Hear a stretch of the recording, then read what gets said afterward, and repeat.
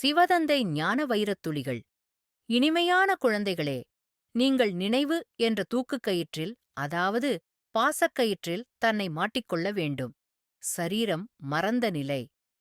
நினைவின் மூலம்தான் ஆத்மாவானது உண்மையான தங்கமாக ஆகும். ஞானம் என்ற மூன்றாவது கண்ணின் பலம் எப்பொழுது ஆத்மாவில் வந்துவிடுகிறதோ அப்பொழுது குற்றப்பார்வை உடனேயே முடிவடைந்து விடுகிறது.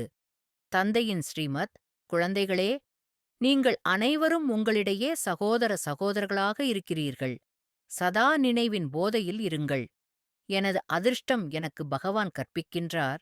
மூல விஷயம் என்னவெனில், 5 விகாரங்களின் காரணத்தினால் ஆத்மாவில் கரைபடிந்தது அசுத்தமாக ஆகிவிட்டது.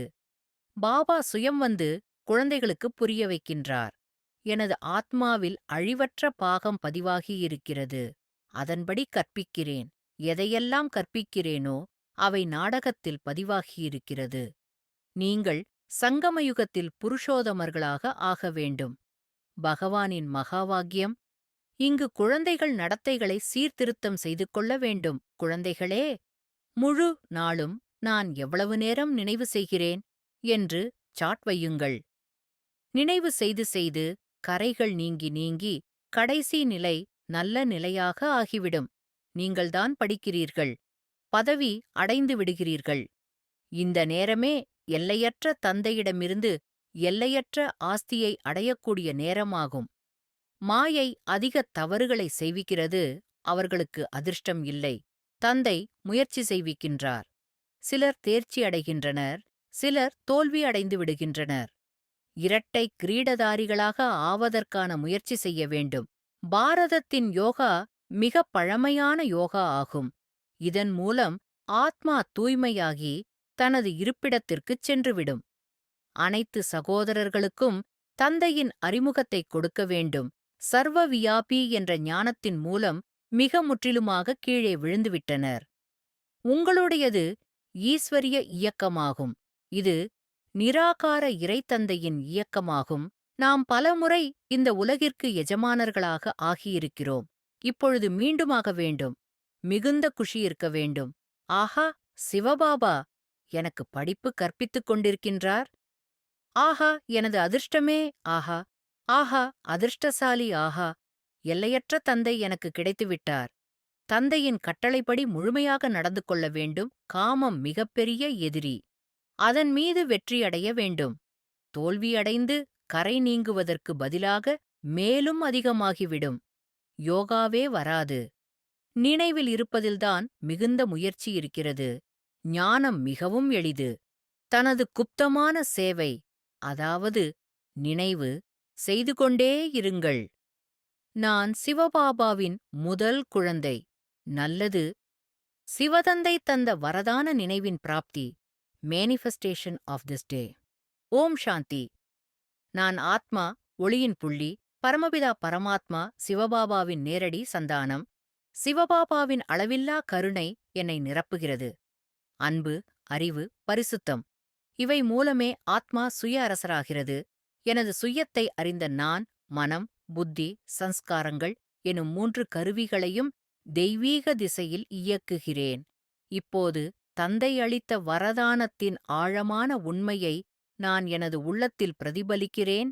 பெகர் டு பிரின்ஸ், தியாகி மற்றும் சிரேஷ்ட பாக்கியசாலி ஆத்மா ஆகும். அந்த தெய்வீகப் பயணம். நான் எனது உள்ளத்தில் பிச்சைக்கார தன்மையை கடந்து செல்வந்த தன்மையை உருவாக்கிக் கொண்டிருக்கிறேன். எனது சிந்தனையிலிருந்தே பெற வேண்டும் என்ற சிறு சங்கல்பமும் நீங்கிவிட்டது. தியாகமே எனக்கு நித்திய பாக்கியத்தின் மூல காரணம். தியாகத்தின் மூலம் நான் சதா காலத்திற்கும் சம்பன்ன மூர்த்தியாக ஆகிறேன். இப்போது த பெகர் டு பிரின்ஸ் பார்ட்டை நடைமுறையில் நடிக்கிறேன். சிவபாபா எனக்கு எல்லாவற்றையும் தந்துவிட்டார்.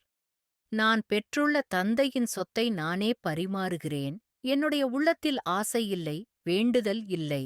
ஆனால் நன்றியுணர்வு மற்றும் தந்தையின் பிரம்மச்சாரிய பரிசுத்தம் மட்டுமே நிலை பெற்றிருக்கிறது. நான் தந்தையின் கல்யாணகாரி குழந்தை. எல்லாவற்றையும் தந்தையின் பணியாகவே பார்க்கிறேன். தந்தையின் பார்வையில் நான் சதா ராஜா. எப்போதும் தந்தையின் ஆணையின் அடிப்படையில் சுயத்தை நிர்வகிக்கிறேன். எனது ஆன்மீக வாழ்க்கையில் எளிய ஆசைகள் எனது பாதையில் தடையாக இருக்க அனுமதிப்பதில்லை. எனது ஒவ்வொரு சிந்தனையும் தந்தையால் நிரம்பியுள்ளதால் என் சுயம் டபுள் லைட் சொரூபமாகிவிட்டது. நான் ஆன்மீக ஜோதி. இந்த உடல் கருவி மட்டுமே தியாகி மற்றும் சிரேஷ்ட பாக்கியசாலி என்ற அந்த சொற்கள் எனது வாழ்க்கையின் பிரதிபலிப்பு. தியாகத்தின் மூலம் பாக்கியம் தானாக வசமாகி விடுகிறது. நான் அன்பின் வள்ளலாக, ஞானத்தின் வள்ளலாக, சாந்தியின் வள்ளலாக மாறிவிட்டேன். தந்தையின் சொத்தை வழங்கும் தேவதையாக நான் உயர்ந்திருக்கிறேன்.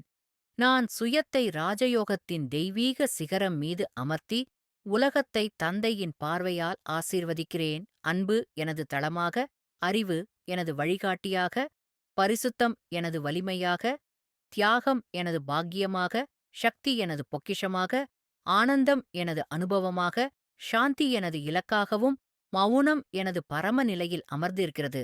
நான் சம்பன்ன தேவதையாகி விட்டான். நான் தந்தையின் ஆசீர்வாதத்தின் முழுமையான உருவம். தியாகி, பாக்கியசாலி, பரிசுத்தம் நிறைந்த தேவதை ஆத்மா.